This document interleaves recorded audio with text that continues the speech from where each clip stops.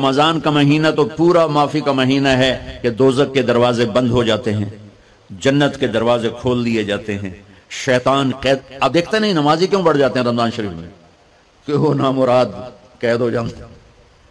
تو کسی کو زنجیروں میں باندھا ہو وہ چل تو نہیں سکتا، چھوڑ دو زنجیریں تو چل پڑے گا. تو اللہ تعالی ہم سب کی حفاظت فرمائے، کوئی دعویٰ نہ کرے.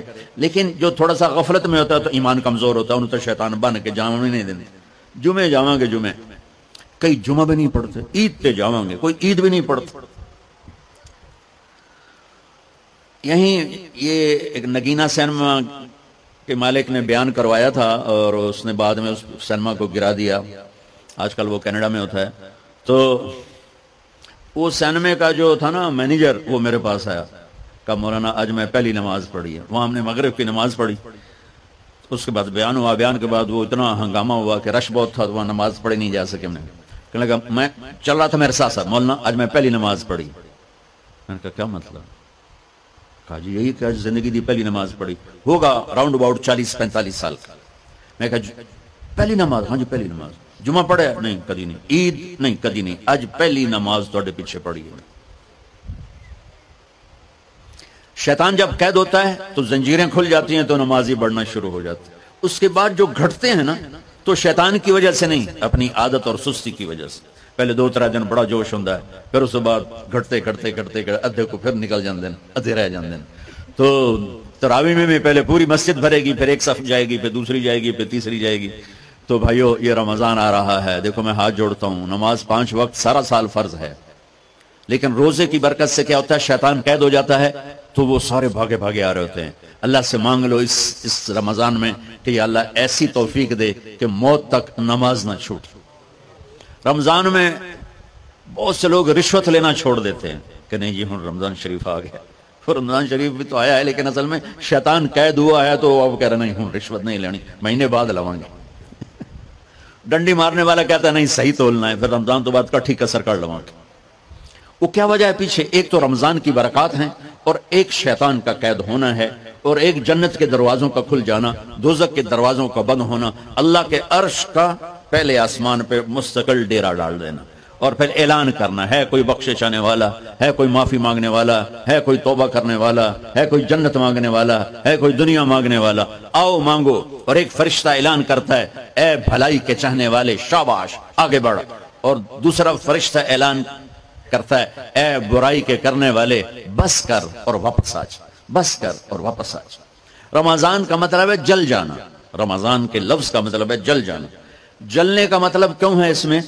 کہ رمضان میں اللہ سارے گناہوں سے اپنے بندوں کو پاک کر دیتا ہے اور ان کے گناہوں کو جلا دیتا ہے، جس سے وہ پاک ہو کر سونا آگ میں جل کے خالص ہو کے باہر آتا ہے. روزہ رکھنے والا بھوک کی آگ میں جل کے خالص ہو کے باہر آ جاتا ہے، اللہ اس کے سارے گناہ معاف فرماتا ہے. دھیان نال سنیں، سب سے اعلیٰ درجے کا مسلمان، میرے نبی کا جواب، جو سارا دن مصلی پہ بیٹھا رہے، جو ہر سال حج عمرہ کرے، جو مسجد سے نہ نکلے، جو رات کو قرآن پڑھے دن میں روزے رکھے. نہیں، سنو غور سے سنو. من سلم المسلمون لسانہ ویدہ، سب سے اعلیٰ درجے کا مسلمان فیصلہ بات کا وہ ہے جو اپنے مسلمانوں کو تکلیف نہ پہنچائے، جو ہاتھ اور زبان سے کسی کو تکلیف نہ پہنچائے، وہ سب سے اعلیٰ درجے کا مسلمان ہے. سبحان اللہ، کیا بات. میرے نبی سے ایک صحابی نے پوچھا یا رسول اللہ ہمارے محلے میں ایک خاتون رہتی ہے، رات کو تہجد پڑھتی ہے، دن میں روزے رکھتی ہے، پر اس کی زبان بہت سخت ہے، بہت بےزتی کرتی. آپ نے کہا جہنم میں جائے گی. کہا جی ایک خاتون ہے جو نہ نفلی روزہ، لیکن اس کی زبان کا بول بڑا میٹھا ہے، کہ وہ جنت میں جائے گی. تو سب سے اعلیٰ درجے کا مسلمان کون ہے؟ جو کسی کو تکلیف نہ پہنچائے. پھر اس نے پوچھا ای الایمان افضل، سب سے اعلیٰ درجے کا مومن کون ہے؟ تو آپ نے فرمایا حسن الاخلاق، جس کے اخلاق اچھے ہوں وہ سب سے اعلیٰ درجے کا ایمان والا ہے. کیونکہ تکلیف نہ پہنچانا اخلاق کی ایک صفت ہے، اور اخلاق کی بے شمار اقسام. میرے نبی نے فرمایا اچھے اخلاق 360 صفات کا نام ہے. ایک صفت بھی کسی مسلمان مرد عورت کے اندر ہوگی تو جنت میں چلا جائے گا. سامنے ابو بکر بیٹھے تھے، کہنے لگے یا رسول اللہ کو میرے اندر بھی ہے؟ تو آپ نے فرمایا تیرے اندر ساری ہے، ساری تیرے اندر ساری۔ تو ابتدا بھی بتا دی، انتہا بھی بتا دی، اور عبادت بھی مسلمان کو اخلاق تک پہنچاتی ہے۔ اب سنو قرآن سے، اللہ تعالیٰ انسان کسے کہتا ہے؟ ایمان والوں کو۔ ان الذین کفروا من اہل الکتاب والمشرکین فی نار جہنم خالدین فیہا اولئک ھم شر البریہ۔ سب سے بدترین مخلوق وہ ہے جو اللہ کو نہ مانے، جو اللہ کے دین کو نہ مانے۔ آپ نے کہا وہ سب سے بدترین مخلوق۔ تو لا الہ الا اللہ محمد رسول اللہ ہمیں انسانیت میں داخل کرتا ہے۔ انسان ہے ہی وہ جو لا الہ الا اللہ محمد رسول اللہ کا کلمہ پڑھتا ہو میرے رب کے نزدیک۔ نماز کیا ہے؟ نماز کیا ہے؟ بول بھائی ہاں۔ میرا اللہ کہتا ہے ان الصلاۃ تنہا، اب آئی نہیں چل رہا،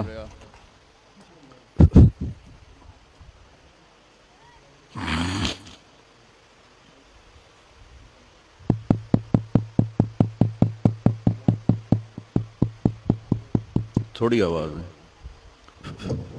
نماز کیا ہے؟ ان الصلاۃ تنہا عن الفحشاء والمنکر، تم نماز پڑھو، یہ تمہیں بد اخلاقی سے بچائے گی اور یہ تمہیں گناہوں سے بچائے گی۔ تو نماز بھی انسان کو اخلاق تک لے جا رہی ہے، فحاشی سے بچائے گی، گناہوں سے بچائے گی، اخلاق کی طرف سفر۔ روزہ آ رہا ہے، روزہ کس لیے ہے؟ کتب علیکم الصیام کما کتب علی الذین من قبلکم لعلکم تتقون، تم پر روزہ فرض کیا ہے جیسے پہلوں پہ کیا تھا تاکہ تم تقوی والے بن جاؤ۔ تقوی والے کون ہیں؟ وسارعوا الی مغفرۃ من ربکم وجنۃ عرضها السماوات والارض اعدت للمتقین، کہ میرے بندو دوڑو جنت کی طرف جو تقوی والوں کے لیے۔ متقی کون ان دن تقوی والے یا اللہ کا؟ الذین ينفقون فی السراء والضراء، کا جو میرے نام پہ سخاوت کرتے ہیں، چاہے تنگ دست ہوں چاہے پیسے والے ہوں، چاہے تھوڑا مال ہوئے چاہے زیادہ مال ہوئے، وہ میرے نام پہ خرچ کر دیں۔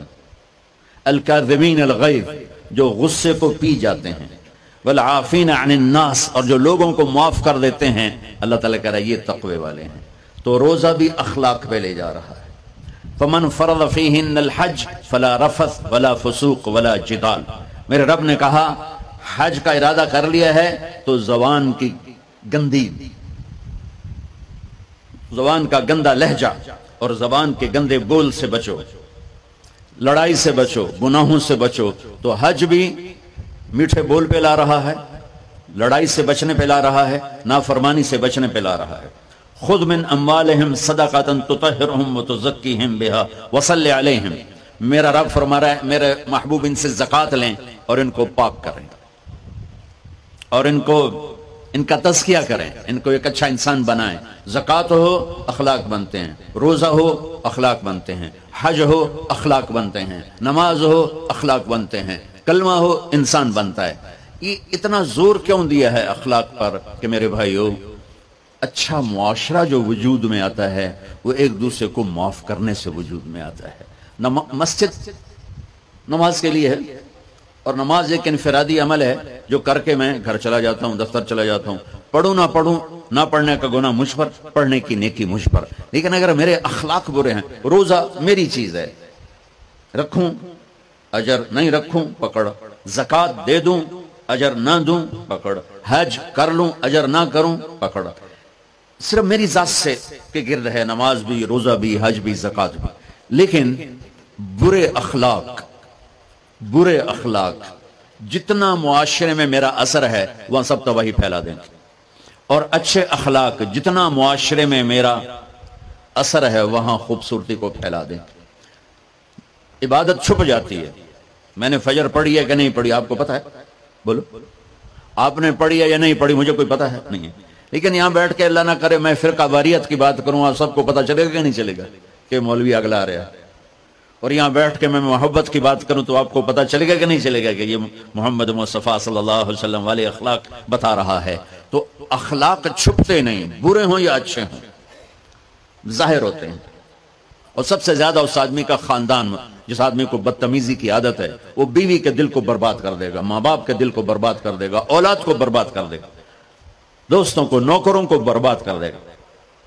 اس کے نوکر سامنے کہیں گے میاں صاحب، شیخ صاحب، سیٹ صاحب، خان صاحب، اتھے جا کے گالی کڈن گے۔ اور جس کے اخلاق اچھے ہوتے ہیں وہ اپنے گھر کو خوبصورت بنا دیتا ہے، رشتوں کو خوبصورت بنا دیتا ہے، ملازموں کو خوبصورت بنا دیتا ہے، اپنے کاروبار کو، اپنی زندگی کو، ہر پہلو اس کا خوبصورت ہو جاتا ہے۔ اچھے اخلاق لباس کی طرح ہیں جو میرا ہر عیب چھپا لیتے ہیں، اور برے اخلاق ننگے آدمی کی طرح ہے جس کا ہر عیب سامنے آ جاتا ہے۔